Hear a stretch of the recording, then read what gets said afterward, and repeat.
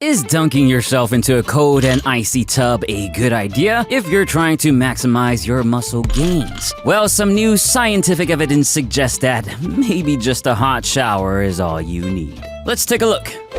Cold water immersion are things like ice baths, where one briefly immerses themselves into an environment with significantly low temperatures. Doing this is super popular amongst athletes, especially during an active season, for the supposedly great recovery and soreness benefits it can provide. Although this video is not specifically about this, I can quickly say that there are both evidence showing positive and negative, or neutral rather, effects on recovery and soreness with cold water immersion. But assuming that it does help with things like recovery, the question is, would you still want to use it if you find out that it can actually hurt your muscle gains? That's right, the potential detrimental muscle effects of cold water immersion is the primary focus of a new meta-analysis. In this analysis, 8 studies were included with a total of 116 participants, mostly young males. The interventions lasted at least 4 weeks, and the participants trained at least twice a week. And after busting out some sciencey math and statistics, the researchers found that the inclusion of cold water immersion immediately after resistance training did have a detrimental effect on muscle hypertrophy compared to resistance training alone. This effect was observed across all the studies analyzed, even when considering potentially influencing factors like intervention duration, subject training level, and training frequency. However, a big note is that the detrimental effect was overall small in magnitude. In other words, one might expect just a bit less gains with regularly using ice baths following a workout. Now, as far as why this might be happening, the researchers had a couple ideas. One, it might be because exposing yourself to very cold temperatures pulls blood towards your skin to maintain warmth. This is not exactly the best time to do that because it means pulling blood, thus nutrients, away from your muscles at a time that they need it most. And 2, it might be that dunking yourself into icy water can reduce inflammation. Although we normally recognize inflammation as bad, acute muscle inflammation is believed to play a role in muscle hypertrophy. So if ice baths reduce inflammation, it potentially reduces muscle growth. Now, these rationale might make sense on the surface, but we do require further scientific investigation to really know. So now, with this clear muscle issue, should we then avoid the use of cold water immersion completely? Well, it does seem like the answer is yes, but only if you are trying to absolutely maximize your muscle gains. Again, the studies showed a consistent but fairly small detrimental effect, which means you can still build plenty of muscle even if you regularly use ice baths. And that's another thing. This study is about routinely using cold water immersion and not occasional uses. Once in a while might be just fine. Also, this study only covers the use of ice baths immediately after training. Maybe waiting a few hours before jumping into the tub might be a good idea, although this also requires a bit more research. Honestly, in my opinion, the question that we really need to ask isn't so much should we avoid it, but if cold water immersion is even worth it in the first place. The overall science is shaky, even in terms of recovery, and we even have some evidence of it hurting your strength gains, but that's a story for another day. Personally, I'm gonna go easy on my fridge's ice maker and stick with the hot stuff for now.